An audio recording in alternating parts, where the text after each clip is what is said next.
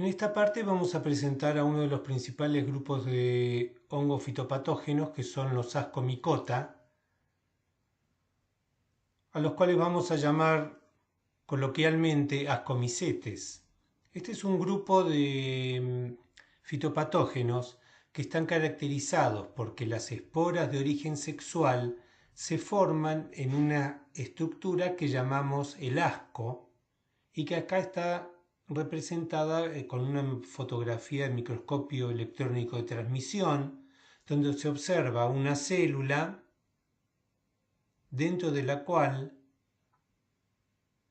hay esporas que se han originado mediante un proceso de reproducción sexual. Estos ascos tienen forma muy variada, pueden ser globosos o más o menos cilíndricos, clavados, como se observa acá, con paredes más delgadas o paredes más gruesas. Y en su interior tienen típicamente 8 esporas que llamamos las ascosporas, o bien puede tener un múltiplo de 8 y más raramente la mitad, 4.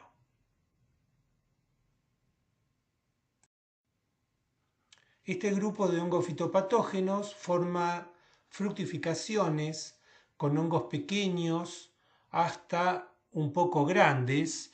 Digo poco grandes porque pueden ser 10 centímetros, pero no mucho más. La mayoría de los hongos que pertenecen a este filum son terrestres y hay muy pocos que viven en ambientes acuáticos. Hay muchos saprófitos, ya sea lignícolas, degradadoras de la madera, pero básicamente son celulolíticos. Muy pocos de estos hongos son degradadores de la lignina. Hay coprófilos, aquellos que viven asociados con las heces animales. Algunos son queratinofílicos, o sea que le gusta la piel, la queratina. Hay muchos que son parásitos, ya sea de insectos, de vegetales, ya sea a nivel de la albura, de las hojas, de las ramas o de las flores.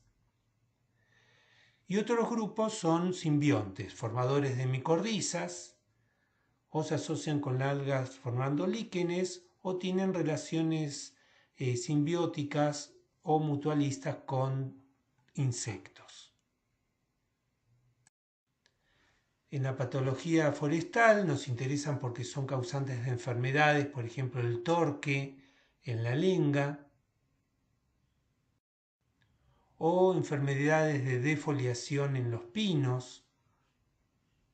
Cuando tomamos una de estas hojas podemos observar el signo correspondiente a la presencia de este fitopatógeno, o provoca otro tipo de enfermedades en plantas y también en especies forestales denominadas oidios, o producen cancros, como en estos álamos,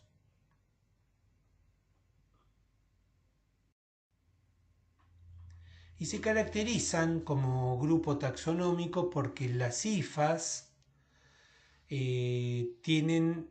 las hifas son tabicadas y presentan septos que llamamos simples.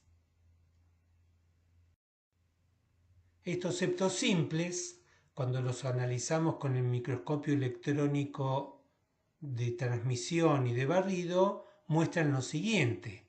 Estos septos muestran un orificio en la porción media que permite el intercambio de citoplasma e incluso de organelas de un segmento hifal al otro. Esto permite entender que una hifa cuando crece forma un micelio y se extiende de una parte de la planta a otra, el alimento puede ser traslocado de un segmento hifal hacia otro gracias a la presencia de este orificio entre los segmentos hifales. Acá observamos en una fotografía de microscopio electrónico de barrido cómo es este orificio. Incluso vemos las fibrillas que forman la pared celular de quitina. Y este orificio es como si podríamos tomar dos latas de conservas, ponerlas una al lado de la otra y en la mitad de la tapa le hacemos un orificio y ese orificio conectaría las dos latas que serían segmentos hifales de la misma hifa. Eventualmente los ascomicetes pueden taponar este orificio mediante un cuerpo que se llama cuerpo de Voronin, que nos sirve para reconocer a los organismos pertenecientes a los ascomicetes a través de técnicas microscópicas. Este cuerpo es una masa proteica que eventualmente puede taponar este orificio y evitar, por ejemplo, cuando un insecto comienza a comer una hifa, evita que el citoplasma fluya y la especie se muera por flujo constante a través del orificio del septo. Esto se evita mediante el taponamiento, evita la salida del citoplasma de esta manera. Dentro de los ascomicetes encontramos la gran mayoría de las levaduras que conocemos en la naturaleza. No todas las levaduras son ascomicetes, pero sí la gran mayoría de ellas. ¿Y cómo es el ciclo de vida de los ascomicetes? Lo que nos interesa desde el punto de vista de la fitopatología es este micelio, porque este micelio que ataca albura, duramen, hojas, lo que fuera del árbol enfermo, este micelio es el que produce el daño, el que produce la invasión, la colonización de los tejidos y eventualmente su destrucción. A lo largo de su crecimiento vegetativo produce las sustancias que producen el daño en la planta, ya sean enzimas, ya sean toxinas, reguladores de crecimiento. Eventualmente, y generalmente asociado con cambios medioambientales, este micelio va a producir estructuras reproductivas. Y a lo largo del ciclo de vida de los ascomicetes, estas estructuras reproductivas pueden ser de origen sexual o de origen asexual. Entonces, cuando se forman estructuras de origen sexual, o sea, donde hay mecanismos de reproducción sexual, decimos que es la fase sexual de este fitopatógeno. Pero eventualmente, a partir del mismo micelio, o sea, el mismo organismo, puede reproducirse asexualmente, formando lo que conocemos con el término de fase asexual del ciclo de vida de este fitopatógeno. Esto quiere decir que un mismo micelio, una misma especie, un mismo organismo fitopatógeno, tiene el potencial de formar estructuras reproductivas sexuales o asexuales.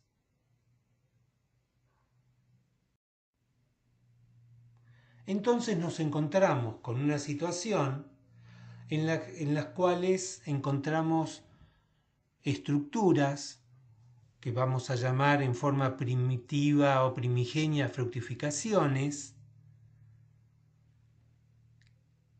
Estas fructificaciones pueden ser de origen sexual o asexual y vamos a ver, o sea, lo que encontramos en la naturaleza es que morfológicamente son diferentes. Entonces le damos nombres diferentes. A las fructificaciones de origen sexual las llamamos ascocarpos o ascomas. En cambio, aquellas de origen asexual las llamamos conidiomas. Y a las esporas que se originan sexualmente, que están dentro de los ascocarpos o ascomas, las llamamos ascosporas. Estas ascosporas son de origen sexual y se forman luego de la meiosis, como vamos a ver en otra parte de la clase. En cambio, las esporas de origen asexual se forman por mitosis y las llamamos conidiosporas o conidios. Entonces, un mismo ascomicete puede formar una ascoma y un conidioma con sus respectivos tipos de esporas. Y esto es lo que vamos a encontrar como signo de los ascomicetes asociados con distintos tipos de enfermedades forestales. Entonces, los ascomicetes pueden formar, el mismo fitopatógeno puede formar ascomas o conidiomas, o como vamos a ver, pueden formar solamente ascomas y nunca forma conidiomas. Ahora bien, todas aquellas morfologías, todas aquellas fructificaciones constituidas por los conidiomas son los que llamamos hongos imperfectos o fungi imperfecti o el grupo de los deuteromicetes, que es un grupo artificial de organismos que los reconocemos en la naturaleza, que tiene sus especialistas particulares y tiene su propia forma de describirlos. Pero la gran mayoría, no todos, pero la gran mayoría de hongos que forman estructuras asexuales, la gran mayoría corresponde a los ascomicetes. Y acá tenemos un ejemplo de un fitopatógeno que forma cancros en ramas de Nothofagus. Es un fitopatógeno que está formando al mismo tiempo las estructuras de origen sexual y las estructuras asexuales. Las sexuales son de color rojo, como observamos acá, globosas, y las asexuales tienen un aspecto beige, y de aspecto cremoso, y cuando las analizamos con la lupa y con el microscopio nos damos cuenta que son diferentes morfológicamente. Cuando los encontramos en la naturaleza, si solamente encontramos las estructuras rojas, podemos hacer su descripción, reconocer que es una ascomicota perteneciente a esta clase, a este orden, a esta familia, y que se llama Nectaria cinnabarina. O puede ocurrir que solamente encontremos la fase asexual, un deuteromicete que corresponde al orden Iphomicetales, la familia Moniliaceae, y que se llama la especie Tubercularia vulgaris. Le damos un nombre a la estructura. Pero lo que es importante comprender que tanto este nombre como este otro corresponden al mismo fitopatógeno, a la misma especie. Entonces, ¿qué hacemos? Nos agarramos de la cabeza porque hay un organismo que tiene dos nombres. Por supuesto, esto es una incongruencia total y actualmente en la fitopatología utilizamos el nombre de origen sexual como el más importante, a menos que el nombre correspondiente a la estructura de reproducción asexual haya sido descrito antes que el nombre de origen sexual. Estos son reglas de cómo nombramos a los organismos. Es lo que llamamos la nomenclatura formal de los hongos. Ahora, nosotros como ingenieros forestales podemos encontrar en la naturaleza solamente la fase sexual o solamente la fase asexual. Y cuando la estudiamos, las estructuras reproductivas tienen un nombre de acuerdo con que si es una estructura de origen sexual o si es de origen asexual. Por eso existen estos dos nombres. Pero luego formalmente utilizamos uno solo.